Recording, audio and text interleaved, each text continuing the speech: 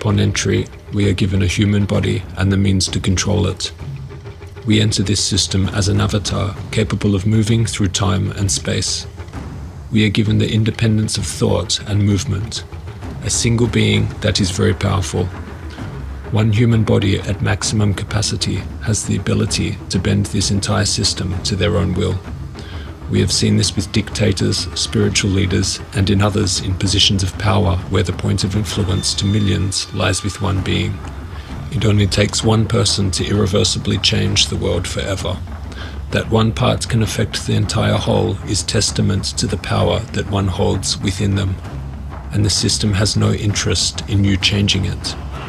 Your body is an instrument of energy conduction, capable of wielding unimaginable levels of force. There are systems in place that seek to stop this from happening, to prevent an excess of power given to a single individual, a sort of algorithm that operates to prevent any movements that work to compromise the clutch of power that is being held over all entities. As time moves forward, this system that has been in place for so long is becoming known to humanity. Interestingly enough, as the system works to consolidate its power over the whole is becoming aware of the system itself. The world is awakening. As the integration process of human to digital continues, soon everything that exists inside of our phones and computers will exist all around us in the physical realm that we inhabit. This process is slowly culminating into a single pinpoint of power, a singular event that will open a portal into the next dimension, that we will all soon inevitably traverse through, the next level of existence. Any techniques that condense immense powers into a single entity or being gives rise to an independent source of power within that individual. This power grants the individual a stronger capacity to physically manifest their will into physical form. When much energy accumulates within a single unit of space, the pressure within that space increases. If the structure cannot withstand the pressure, a leak is formed and the energy dissipates out into the ether. A balloon with too much air bursts. Sun rays condense through a magnifying glass burn. A nuclear device reaching critical mass causes a nuclear chain reaction. Condensed energy is a powerful force. It is the strength and integrity of the structure that determines how much pressure it can withstand, thus how much energy it can hold.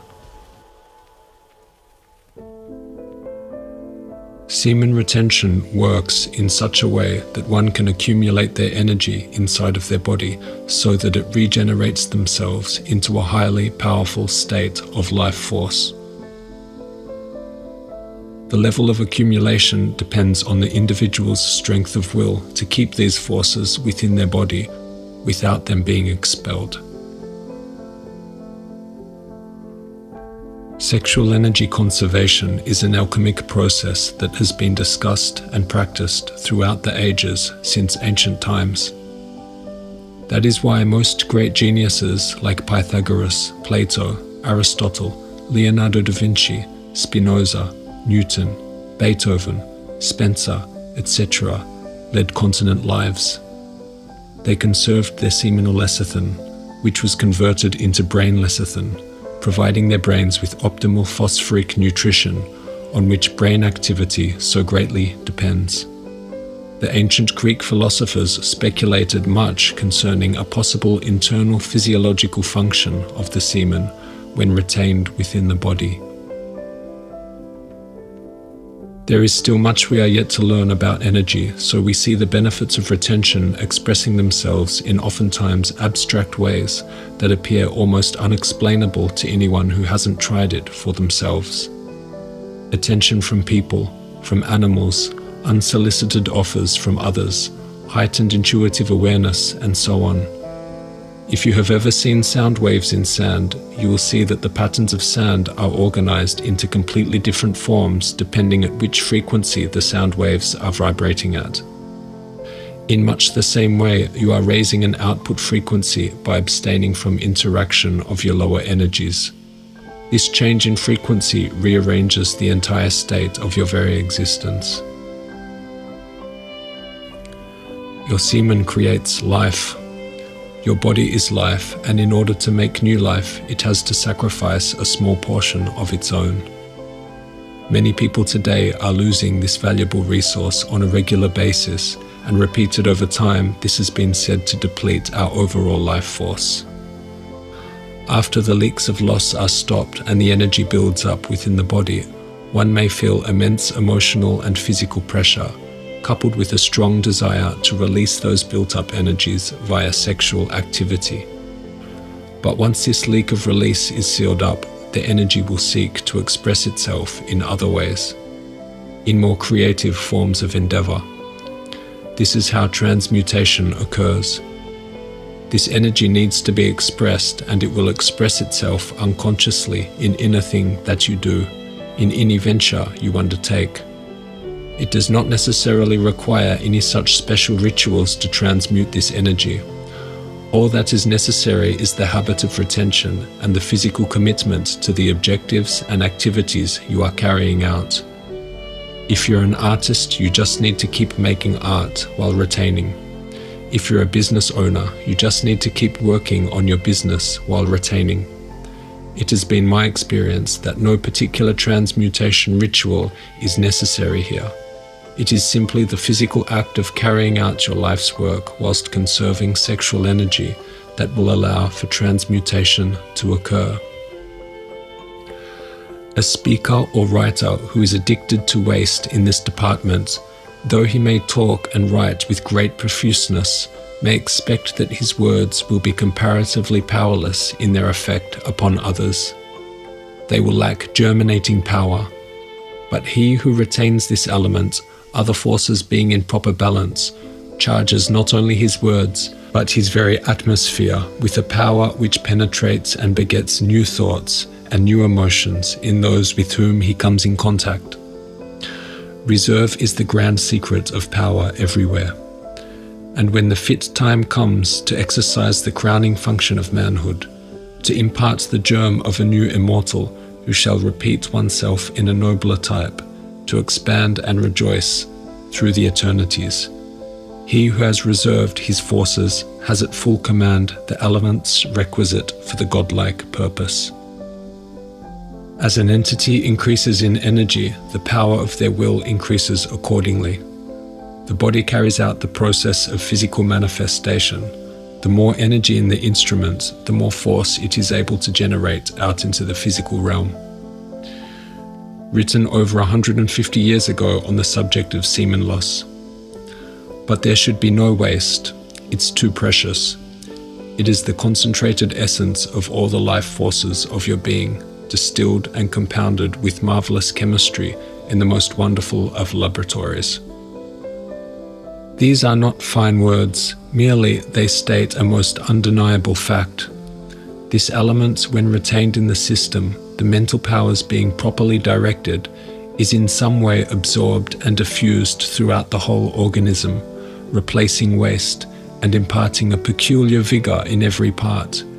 It is taken up by the brain and may be coined into new thoughts, perhaps new inventions, grand conceptions of the true, the beautiful, the useful, or into fresh emotions of joy and impulses of kindness and blessing to all around. This, in fact, is but another kind or department of procreation. It is the procreation of thoughts, ideas, feelings of goodwill, intentions of truth. That is, it is procreation on the mental and spiritual planes instead of the physical. Internally, there will be more energy to replenish lost energy stores and increase the structural integrity of your physical being. This surplus energy will be directed towards the regenerating of your organism's brain and nervous system, bloods, organs, and tissues. The process of regeneration is gradual and ongoing, much like the process of degeneration. Once the leaks are stopped, the elixir of life that was constantly being lost is secreted back into your system to power every cell within your body, to make your brain and body young again. It has been long known that the principal sex glands, the testes, produce the sperm cells which are the vital constituents of the semen. The semen which is excluded from the body at different times is called external secretion, But it has only been very recently that it has been discovered that the testes have another very important work, that of elaborating an internal secretion which is absorbed back into the blood and carried to every organ and tissue of the body. It assists in the building up of bone, muscle, nerve, and brain, and causes the higher characteristics of virile manhood to develop. Even at the present time, though, the exact nature of this wonderful secretion of the testes, which is called spermine, has not been determined, but the production by the testes of a substance having the wonderful influence mentioned has been plainly established. It is easy to see the wonderful effect of these fluids in the youth, and those that have lived continent lives have nothing but benefit to report from experiences. It is the secret of the wonderful transformation of the boy into a man.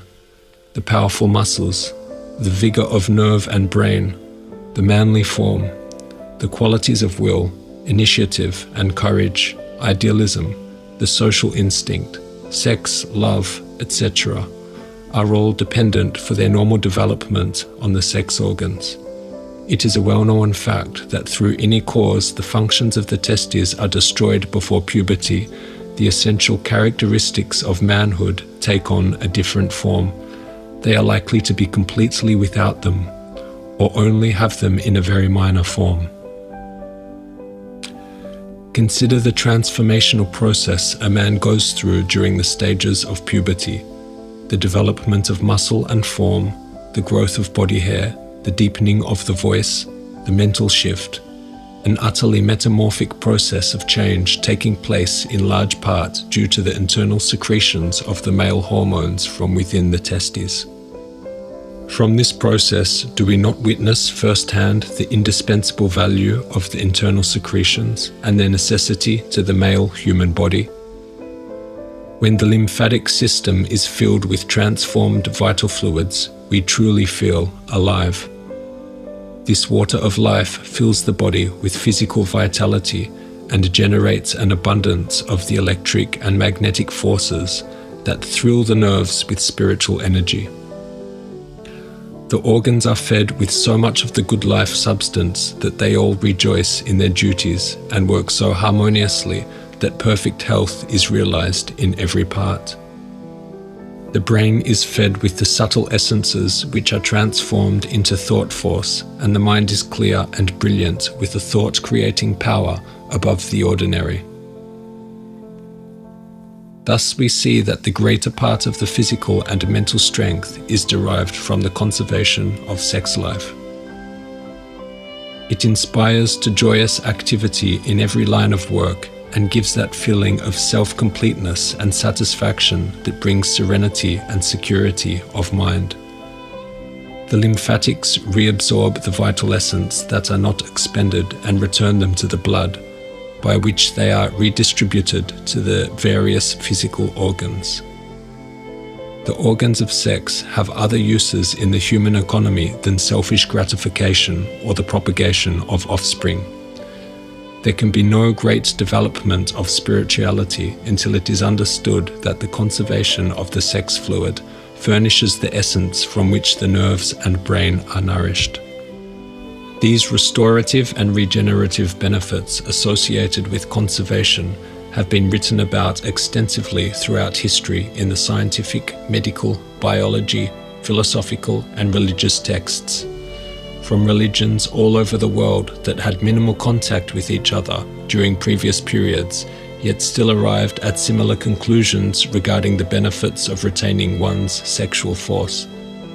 The link between the mind, the sexual organs, and the connection to one's state of health have been recognized and discussed for thousands of years. Few souls there are on this earth capable of containing the life force that stirs inside of them, a force that so desperately wishes to escape. The essence of God that is flowing through your body and coursing through your veins. The renunciate attracts everything. Along the way, he can actually attain any worldly thing. The more austerities, the better your karma. The better your karma, the more lovely things are given to you, and the more your material attachments are tested.